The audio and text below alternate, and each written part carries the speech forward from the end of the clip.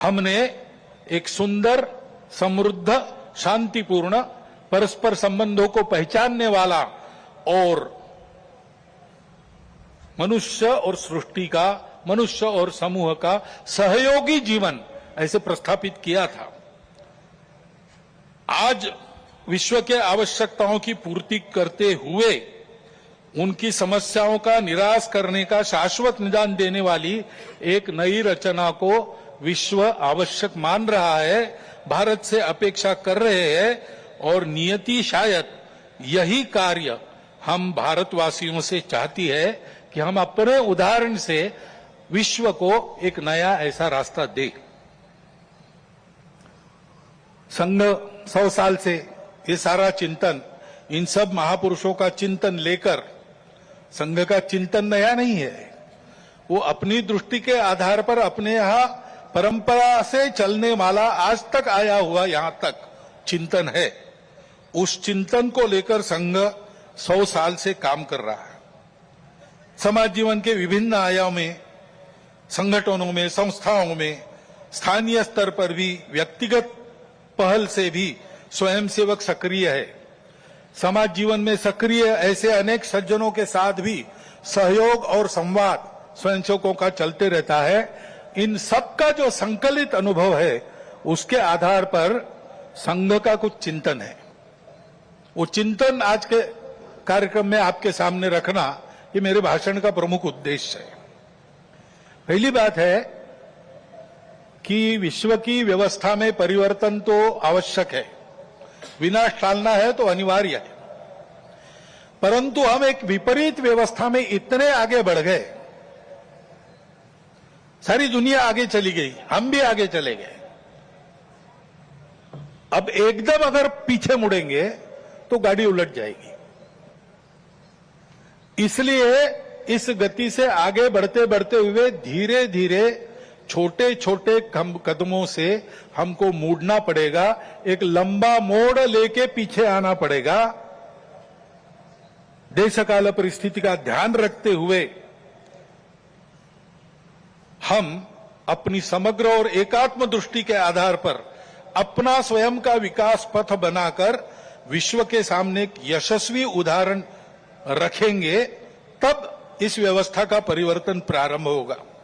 अर्थ और काम के पीछे अंधी होकर भाग रही दुनिया को धर्म की दृष्टि देनी पड़ेगी।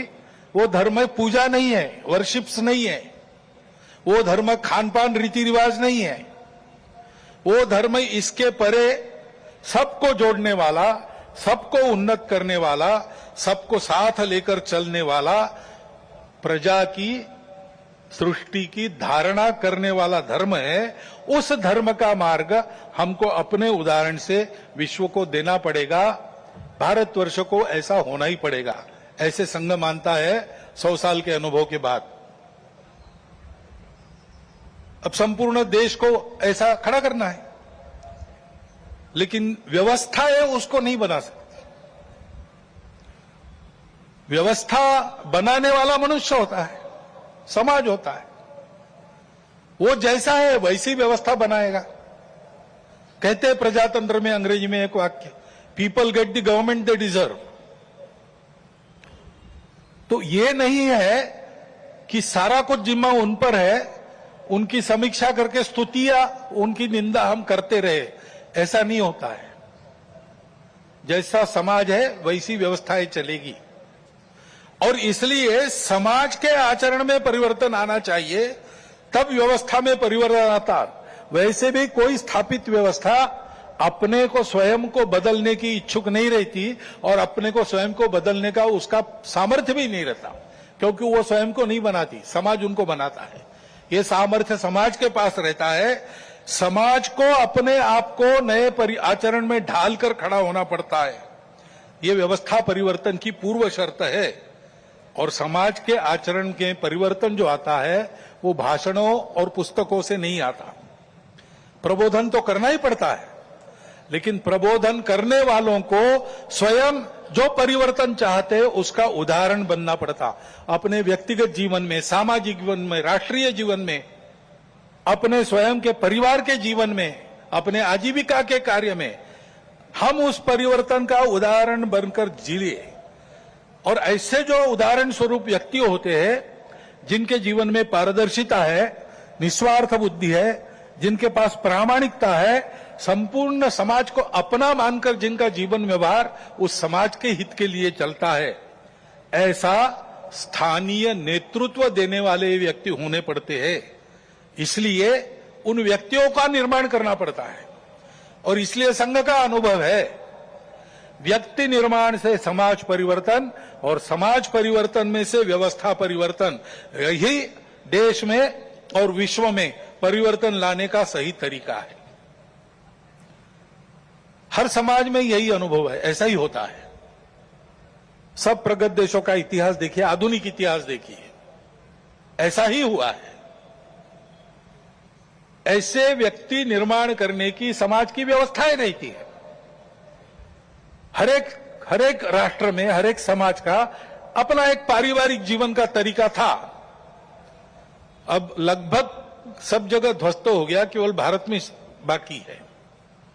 परंतु 300 साल पहले अमेरिका में भी एक तरीका था, यूरोप में भी एक तरीका था।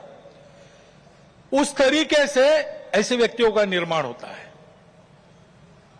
उस देश की एक विशिष्ट शिक्षा रहती है, उस शिक्षा में से उसके व्यक्तियों का मन तैयार होता है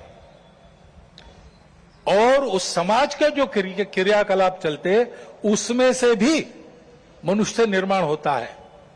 एक प्रसिद्ध वाक्य है, the battle of Waterloo was won on the playgrounds of Harrow and eaten.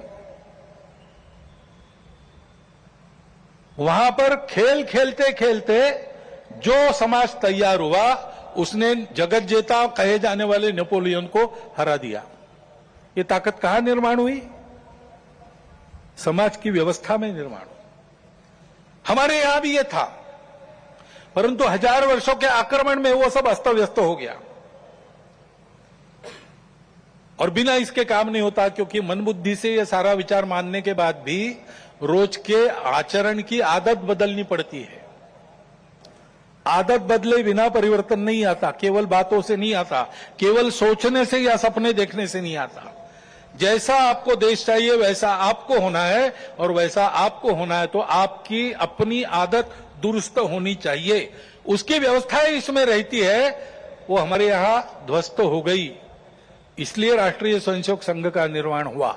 संघ की शाखा ये आदत बदलने का तरीका है, उसकी व्यवस्था है।